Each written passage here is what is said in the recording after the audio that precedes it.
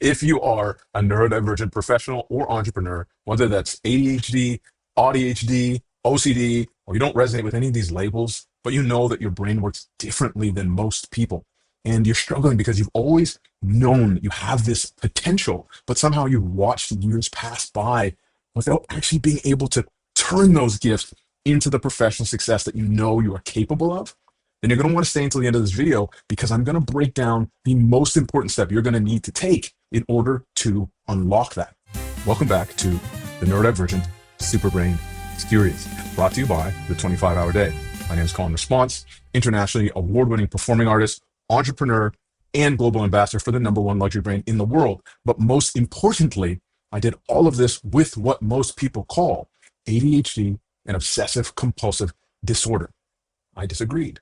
And so I built a business that's helped now over 150 neurodiverse entrepreneurs and professionals rewire their brains from feeling overwhelmed by a lack of time, energy, and clarity to becoming masters at executing their ideas profitably and efficiently, ultimately so that they can cut their working hours in half and add $10,000 to $20,000 a month to their income while having the freedom to enjoy their everyday life in the process. And today I am blessed to be joined with our guest, Don.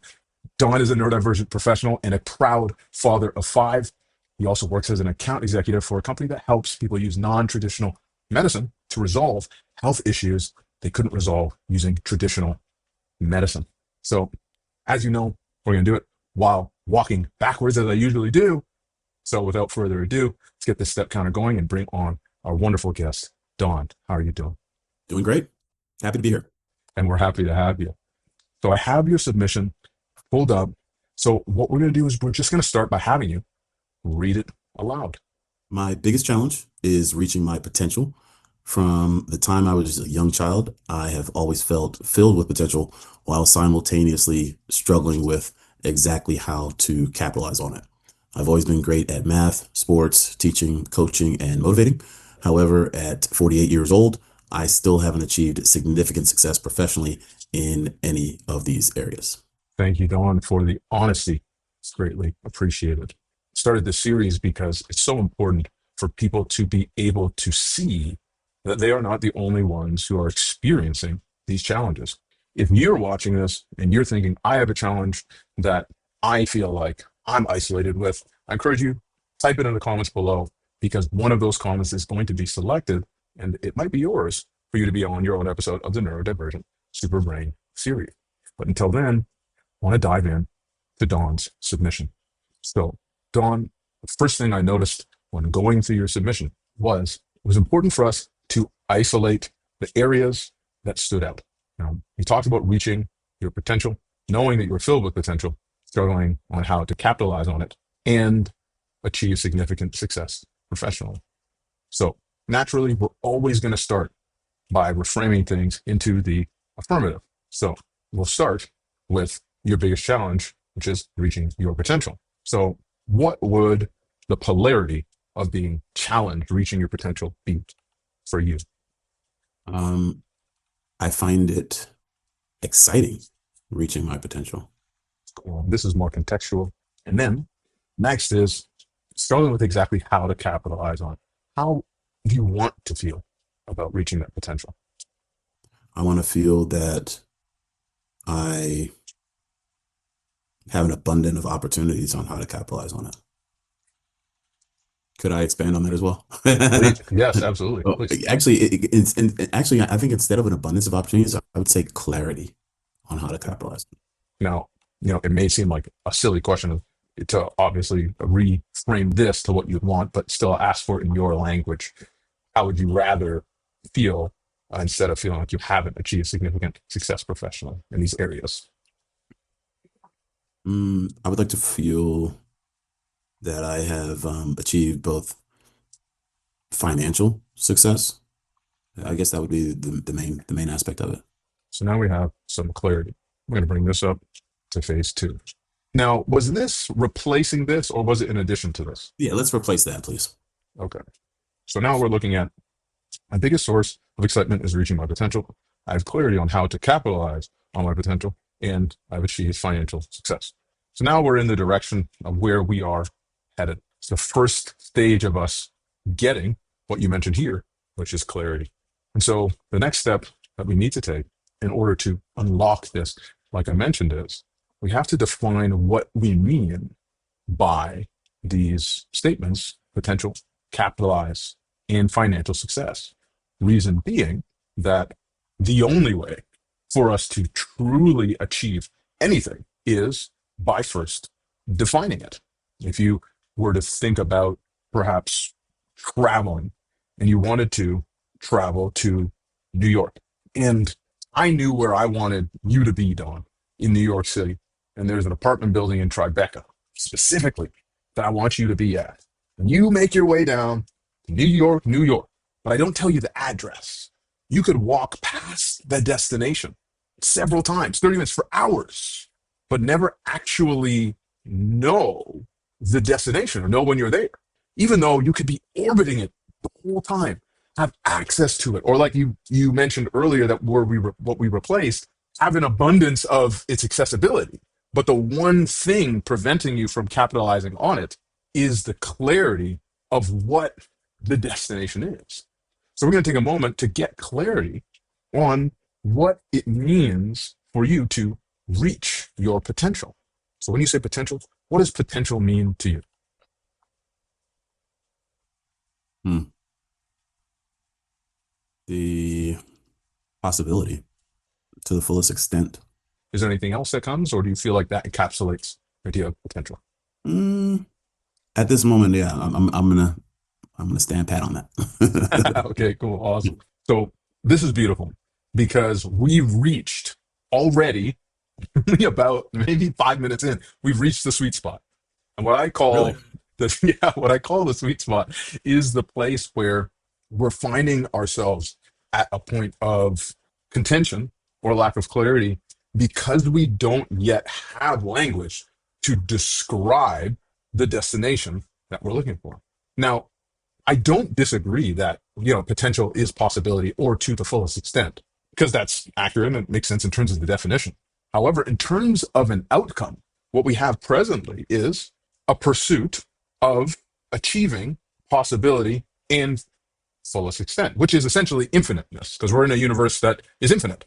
So right now, the objective and the destination is everything, which means everything can't be measured, which means an impossibility to achieve, which means through your own pursuit of life, which I'm certain of, you have achieved many things, but we still have this pursuit of infiniteness. So I want to ask you, before I dive deeper into this, how likely do you believe it would be to achieve accomplishing something that is infinite? Essentially, that sounds like a silly question, but at this stage, like, Not likely. not likely, right? So, do you believe in that case that it's possible that some of the challenge or disappointment you're facing isn't necessarily because of your inability to tap into your potential, but simply because you haven't clarified yet, truly in a measurable form, what it is that you are aiming to accomplish? Yes. All right. So let's dive into that with thinking about your potential. Potential to you is possibility, and it's also reaching something to its fullest extent. So essentially, if potential is possibility, your biggest source of excitement is reaching possibility. So possibility of what?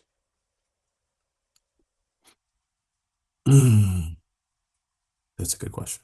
I think the way I'm thinking of it now, and I'm not even sure I was thinking about it this way when I filled that out, so I don't know if this is cheating or if this is normal, but the way I'm thinking about it at this moment is the the possibility of, I guess, tapping into my resources and gifts, and to the extent that I do that. Perfect.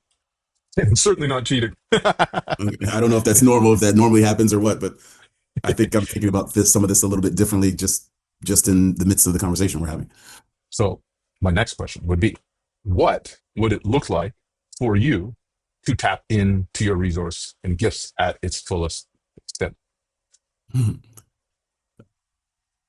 I would say when, most of my days are filled with doing those things. For instance, I have 5 kids. They all played sports, and I can't tell you the number of times I've gone to one of my kids' games. Let's just say a basketball game. The game gets done. I climb down out of the stands, walk down to the court, and walk over to the opposing bench and find one of the players and say, "Hey, number 15, if you would do this, this, and this, you'd probably average another 4 or 6 points a game." Like literally coaching a player from the opposing team after the game for free. Like that. It's just when I see something that I feel like I have knowledge of that can help someone like that, like it's just I just have an inclination to do it. I mean, it's like I have a calling. I have a I don't know. Some people say a compulsion or an obsession. I don't know how but how we would define it specifically. But yeah, so like I just like that's what I'm passionate. I love that. I love doing that. That excites me. My wife will tell me a million times that you don't have to do that. You don't have to coach everybody. Like, but I just I don't know. Okay. The passion about being able to help in areas where you know that you can. And that's the inspiration that's driving that behavior. Gotcha. So now let's get deeper into understanding what it means to say that most of your days are filled. So when we say most of our days, technically most of your days would be 4 out of the 7 days of the week. Or you could say most of your days are, 16 days out of the 30-day month. What does it mean for you when you say most of your days? I can be very what's the word? I guess obsessive would be the word, meaning I could dive into something and be doing it 12, 14 hours a day every day. And I know at some point there can be a breaking point. Yeah. But I think at this moment, I think I could comfortably and happily work 6, 10 hour days, having 8 to 10 coaching sessions with, something that's again in my wheelhouse and happily do that for years on end. I truly believe I could do that. Now, again, is it possible that I do that and then after 3 or 6 months kind of get a little burnt out and say, okay, I need to scale back to 5 or 4? Possibly. But that's why I put that qualifier of most in, because if you were to say, well, what do you want to do? I'd probably say that, 6 days, 12 hours a day. Is that sustainable? I don't know. I haven't done it before. Yeah. So yeah, that's why I put it more as a qualifier. But yeah, I Gotcha. mean, a full-time endeavor of employing those resources and gifts. Yeah. Gotcha. Okay, great. So what does it mean to have clarity on how to capitalize? Well, that's why I chose this phrase to replace the previous phrase. Quite honestly, is I feel like that's been the source of struggle to a certain degree for a long time. Is where I feel like I'm gifted in multiple respects, and it's like, okay, well, but where should I focus? As opposed to being a shotgun, where should I rifle in and focus on this particular area to be able to achieve the financial success doing those things that I'm good at and that I'm passionate about. So clarity means to have clarity on which gift you should relies on to achieve financial success. Is that accurate? Mostly. And the reason I say that is this is I would say that my main gift is coaching/teaching. So it's not the gift that I need clarity on. It's more so in what avenue or in what specific industry, let's say, to implement the gift. So like, for instance, I have in my background, I have done tutoring for standardized tests. There's my teaching. I've done coaching of different sports. There's my coaching/teaching. So it's just more so being able to focus on in which area am I going to implement the gift, but the gift is for the most part the same. Got you. And I think I led you astray earlier because I said having multiple gifts. So I think that was probably on me. That's okay. Teamwork makes the dream work, brother. Okay, and now we have achieved financial success. Now we want to define what is financial success. I think financial success for me at this stage is going to be at least $250,000 a year in income. Great. But in addition to that, I also want to build a portfolio of assets. Mainly my focus right now is I'm thinking real estate, although I'm not active in it right now. But that's something that, again, in addition to just that annual income, having a portfolio of assets as well. And with this portfolio of assets, what would be the objective of this portfolio? The objective would be to generate a passive income that, if something were to happen to me and I, was not able to to, actively work every day or what have you, and, to be able to support myself as well. And so when it comes to the amount of income that would be necessary to support you, if that were to happen, what would that be? Um, yeah, I'd want to be able to generate at least $100,000 a year. And is that part of this 250K or is that additional? No, no, that's additional. So we're earning 250K in earned income and 100K in passive income. Correct. And this is, when we say significant success professionally, is there any other aspects of professional success that do not encompass this financial aspect and the aspect of you comfortably, happily doing the thing where you can help people? I think that encompasses it. Let's take this. So this is the first place we want to get to, because when we talk about the three phases of asking powerful questions, one, we have to shift everything to the affirmative, like we've done, right? Now, the next thing that we have to do is we have to transform these statements now into questions. And in those questions, we want to make sure we're using things like I and how and what, rather than things like why and who, things that are external and not action driven, Okay. right? So we'll go to this one first because it's largely going to answer this. But the natural question is, what steps can I take in order to get clarity on which industry will implement my gift of teaching to best capitalize it to achieve more than 250K a year in earned income using my knowledge and calling to help, and a portfolio of real estate generating passive income 100K a year? A long question, but do you feel like when you look at this, that you have a clearer perspective of what next step you could take with this as your question rather than your initial one? Having this in front of me is going to dramatically increase the quality of questions that I would ask. It's funny. It's the exact opposite of what I thought I was looking for. So as we were going through, I was thinking, okay, how to narrow down on which specific thing. Is it athletic coaching? Is it tutoring? Is it what is it?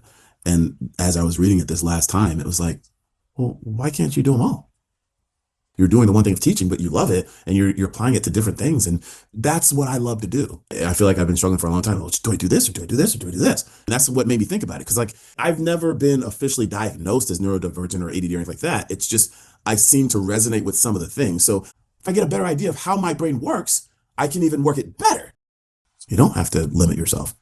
So yeah, that was definitely unexpected for sure. You don't have to limit yourself. Isn't that actually what reaching one's full potential is? With that response, you exemplified the purpose of this series.